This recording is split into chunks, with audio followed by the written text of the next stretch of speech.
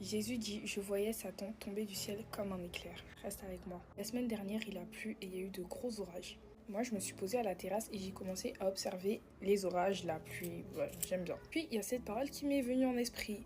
Jésus dit « Je voyais Satan tomber du ciel comme un éclair ». Et je me suis dit « Oh, mais pourquoi je pensais à ça ?»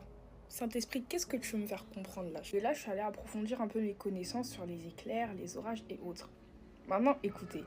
Les éclairs frappent souvent les endroits les plus hauts et les endroits les plus isolés. Et avant de s'abattre, ils visent un point précis.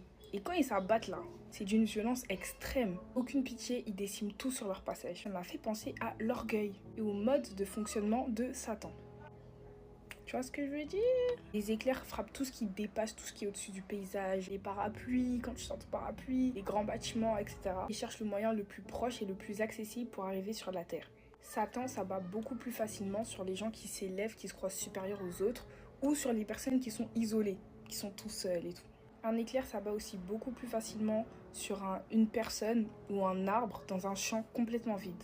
Donc t'es là, t'es tout seul, il n'y a rien autour, t'es vraiment seul, il vient et s'abat sur toi. La foudre cherche le chemin avec le moins de résistance. Elle se dirige là où le sol est le plus vulnérable et là où le courant passe mieux. De même, Satan cherche les cœurs affaiblis, les vies non ancrées, les esprits isolés, faibles, fatigués, blessés ou remplis de doutes. Il va pas perdre son temps à chercher à forcer des portes qui sont verrouillées par la prière. Ah non. Il va rentrer là où la vigilance est absente, là où la foi est éteinte. Il va rentrer là où l'obéissance est remplacée par la complaisance.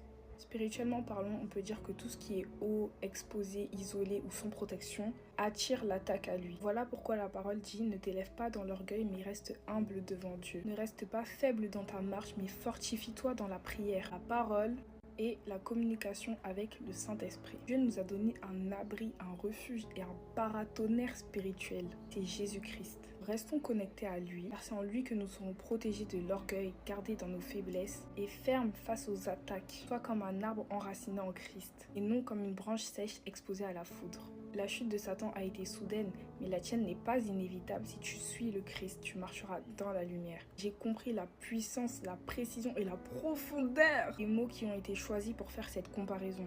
C'est bien plus qu'une comparaison, c'est un avertissement et un appel à l'éveil spirituel de tous les enfants de Dieu en fait. Celui qui s'élève lui-même sans Dieu, qui se croit supérieur, indépendant, invincible, s'expose dangereusement à la même fin que Satan, une chute brutale. La parole dit que l'orgueil précède la ruine et l'arrogance précède la chute. Il y a ce verset qui dit « Ne faites rien pour passer devant les autres ou pour que les autres vous admirent. Cela ne vaut rien. Au contraire, soyez simple et pensez que les autres sont meilleurs que vous. Ne cherchez pas à vous